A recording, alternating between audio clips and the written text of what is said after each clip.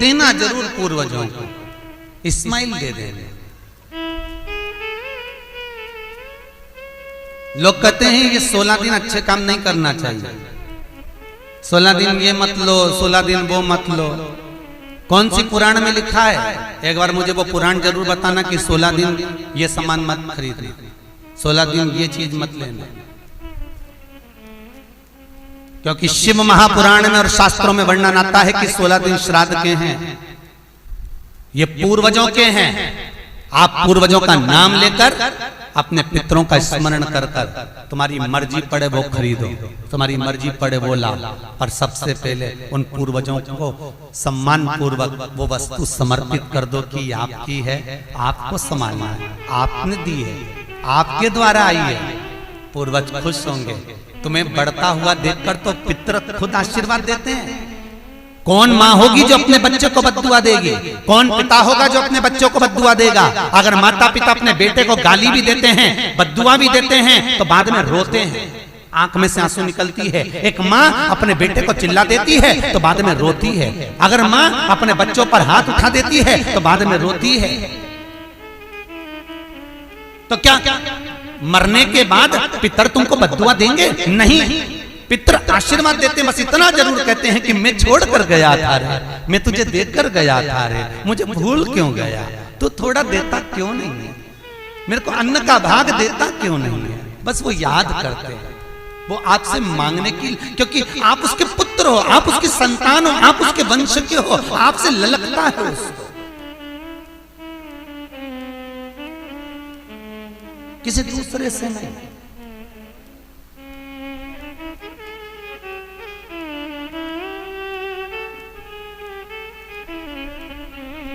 प्रेम दीजिए।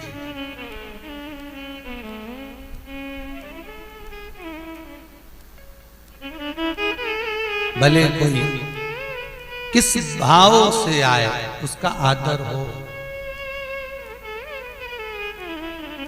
उसका सम्मान।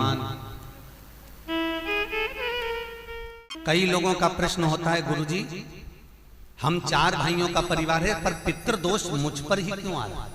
मैं ही क्यों तकलीफ भोग रहा हूं? मेरे को ही क्यों कष्ट आ रहा है? मेरे ही क्यों पांव दुख रहे हैं? मेरे घर में क्यों ऐसी परेशानी आती है? सबकी सब तो सुखी है। ध्यान रखना, पितरों का जिससे लगाव होता है और जिसको पितरों ने दिया होता है, पूर्वजों ने दिया होता है, भगवान ने दिया होता है, लालसा उसी से होती है। भीख मांगने वाला, भिक्षा मांगने वाला भिखारी भी होता है, भिक्षुक भी होता है। तो गाड़ी देख लेता है कि 4 व्हीलर गाड़ी से आया है तो सेठ जी 10 रुपया देगा।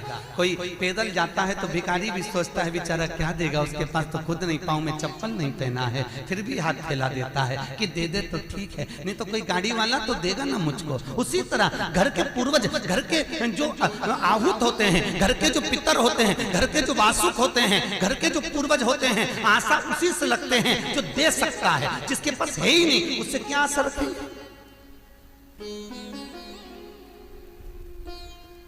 जिसके पास कुछ है ही नहीं उससे आशा रखना क्या?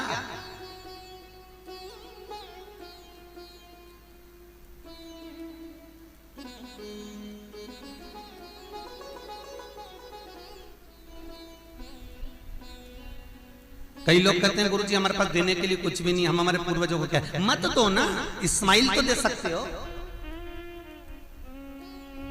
जिस दिन तुम्हारे पूर्वजों का श्राद्ध है, तुम्हारे पास में खिलाने के लिए अन्न नहीं है, तुम्हारे पास देने के लिए दान नहीं है, तुम ब्राह्मण को घर में नहीं बुला सकते, कोरोना महामारी चल रही है, तुम कुछ भी नहीं दे सकते, तुम्हारे पास देने के लिए वस्त्र नहीं, आभूषण नहीं, कुछ भी नहीं, मत दो।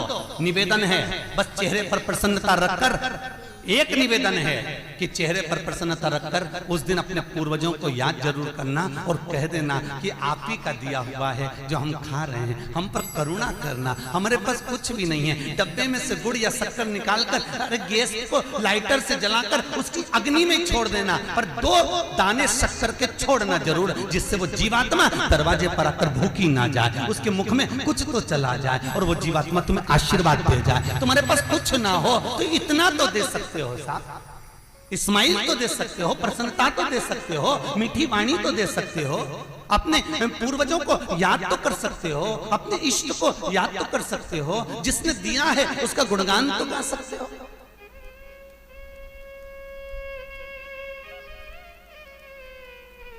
एक नई नवेली दुल्हन को पति ने एक नई नथनी लाके दे दी। कबीरदास जी लिखते हैं, नथनी दी यार ने तो दिया बखान।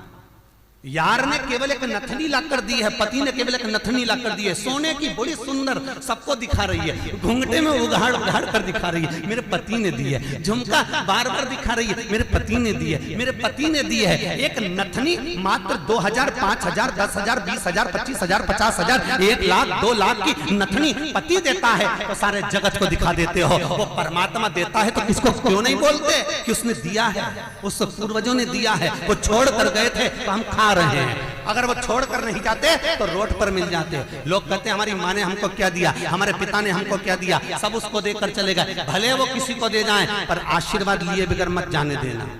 भले वो कितना भी पक्षपात करें, भले वो कितनी भी बेईमानी करें, भले वो कितना भी कपट करें, वो सारी जायदाद उठाकर किसी को भी दे दें, पर उन माता पिता का सम्मान जरूर करना, क्योंकि वो मरते मरते आशीर्वाद जरूर दे जाएंगे कि मैंने तुझे कुछ नहीं दिया, ले मैं तुझे आशीर्वाद देता हूँ, और तुम्हें आशीर्वाद मिल गया तो तुम निहाल हो गए। वर चाहिए, आशीर्वाद चाहिए, धन दौलत नहीं। श्राद्ध पक्ष की कथा कहती है, ये श्राद्ध पक्ष का जो वर्णन गरुड़ पुराण में कहा गया कि जीवात्मा सबसे पहले जाती है तो घर पर जाती है, जैसे जट्ठा और मट्ठा की कथा।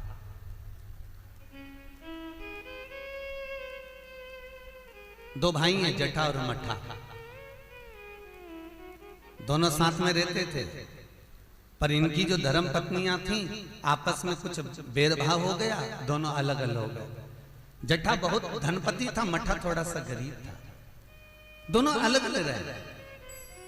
जट्ठा का बिजनेस अच्छा चलता है, जट्ठा का धन बहुत सारा है, संपदा बहुत सारी है, क्योंकि माता पिता का सारा धन जट्ठा ने अपने कब्जे में रख रखा था। सारे माता पिता की जितनी प्रॉपर्टी थी, जितना वैभव था, जितनी सत्ता थी, जट्ठा ने अपने कब्जे में रख ली थी। और मट्ठा ऐसे ही बेचारा सहज भाव का, भोला भंडारी, सरलता का भाव वाला चल दिया, अपना बोरी बिस्तर उठाया, अपनी पत्नी के साथ, बच्चों के साथ चले गए।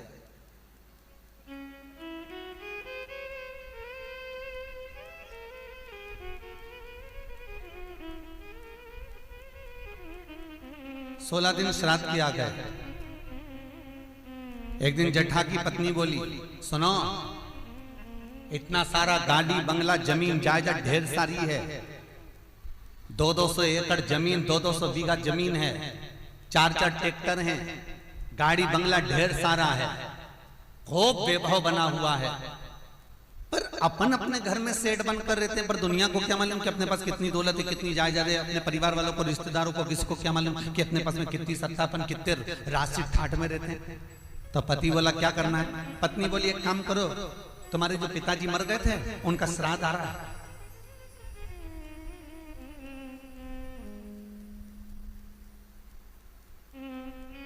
तुम्हारे जो पिता चले गए थे उनका श्राद्ध आ रहा है,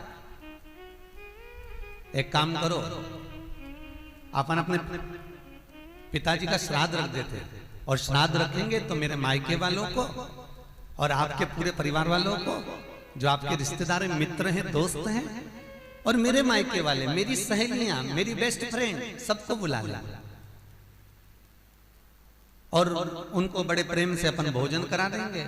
इतने में जट्ठा बोला कि भोजन बना तो खिला तो देंगे, पर भोजन बनाएगा कौन, इतना सारा फैला हो जाएगा, उठाएगा कौन। इतने में तुरंत जट्ठा की पत्नी बोली, वो देवर और देवरानी क्या करेंगे, बाप तो उनका भी था, पिता तो उनका भी था, वो आए देवरानी, और देवरानी आकर भोजन बनाए और देवर आकर बर्तन मांजे। चलो निमंत्रण सबको देने जा रहे हैं तो उनके घर भी चल जाए। आवाज लगाई, मट्ठा, अरे ओ मट्ठा। मट्ठा ने दरवाजा खोला, छोटा सा झोपड़ा, गोबर से लिपा हुआ घर। मट्ठा हाथ जोड़कर बोला, बड़ा भाई आया है, बैठो भैया, हम बैठने नहीं आए तेरे घर में, कल पिताजी का श्राद्ध है, तेरे को बर्तन मांजने आना है, दुल्हन को भोजन बनाने आना है। श्राद्ध पक्ष में हमने ब्राह्मणी ढूंढी थी, बामनी भोजन बनाने वाली मिल नहीं रही है, सब लगी हुई है इधर उधर। देवरानी को ले आना। भाभी हम आ तो जाएंगे, पर निवेदन इतना सा है कि पिताजी का श्राद्ध है, तो मन कर रहा है कि हम थोड़ी सी धूप छोड़ दें, इसके बाद आ जाएंगे। इतने में तुरंत भाभी बोली, सुन रे मठा, आना हो तो सुबह जल्दी आना, क्योंकि रखे हुए बर्तन कौन मांजेगा, भोजन कौन बनाएगा। इतनी देरी से आना है तो केवल क्या खाने आ रहे हो? आने की जरूरत नहीं है, तुम दोनों की जरूरत नहीं है मेरे को, मत आना तुम। छोड़ दिया। जेठा गया, अपने ससुराल वालों को बुला लिया, मायके वालों को बुला लिया, सबको बुलाया। पितृलोक से जिसकी तिथि होती है, पितरों के भगवान जिनका नाम है आर्यमा स्वामी, कौवे पर बैठकर जिसकी तिथि होती है, उस तिथि के जीव को कौवे पर बिठाकर आर्यमा स्वामी लेकर आते हैं, और जिसकी यहाँ श्राद्ध होती है उसकी छत पर कौवा छोड़ते छोड़ते जाते हैं। इसलिए हिंदू धर्म में श्राद्ध में कौवे का बड़ा महत्व होता है, क्योंकि पितरों के देवता आर्यमा स्वामी कौवे पर बैठते हैं, और उसी कौवे पर हमारे घर के जीवों को लेकर आते हैं। और सबसे पहले वो जीव कहां जाता है श्राद्ध पक्ष में? बहुत ध्यान से सुनना गरुड़ पुराण का ये चरित्र। सबसे पहले वो जीव कहां जाता है? जो घर का सबसे पुराना घर होता है, जहां पर घर का बड़ा बेटा रहता हो, जहां पर घर का पुराना मकान हो, पुराना घर हो, वहां वो जीव जाता है। 3 वृक्ष पितरों के तुल्य हैं। पहला पीपल, दूसरा बट वृक्ष, तीसरा बेलपत्र का वृक्ष। बेलपत्र का वृक्ष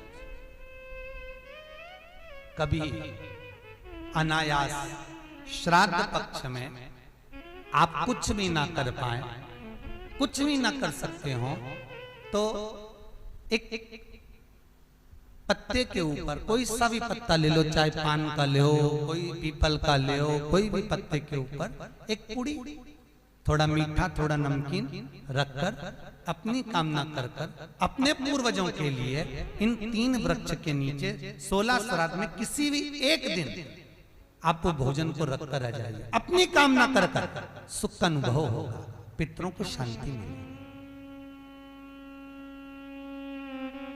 एक जट्ठा और मट्ठा की कथा हमने पहले कही है, वो भी हमारे पेज पे डली हुई है, आप उस पे से निकाल कर सुनना।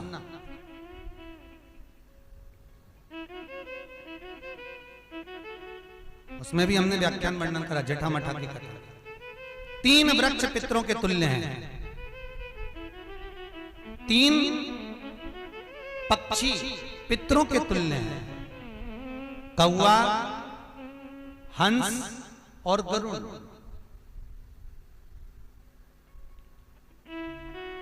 एक कौवा और एक स्वान, कुत्ता, ये 2 ऐसे होते हैं जिनको 20 मिनट पहले, आधे घंटे पहले, 1 दिन पहले, 24 घंटे पहले, 48 घंटे पहले क्या होने वाला होता है, कौवे को और स्वान को भान हो जाता है। क्यों?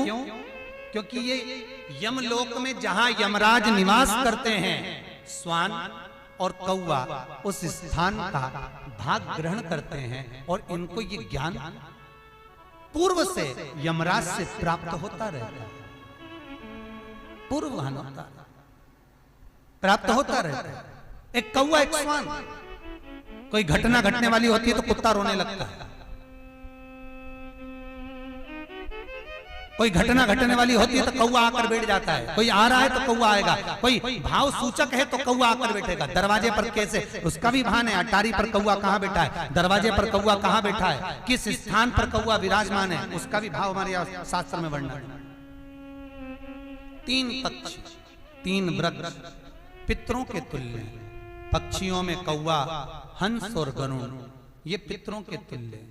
जो अधोगति में मर जाते हैं, जिनको पिंड नहीं मिलता, तर्पण नहीं होता, ब्राह्मण का भोज नहीं मिल पाता, जो मर जाते हैं, जिनका अंतिम संस्कार तक नहीं होता, जिनकी गति बिगड़ जाती है, ऐसे जीव कौवे के अंश में प्रकट होते हैं।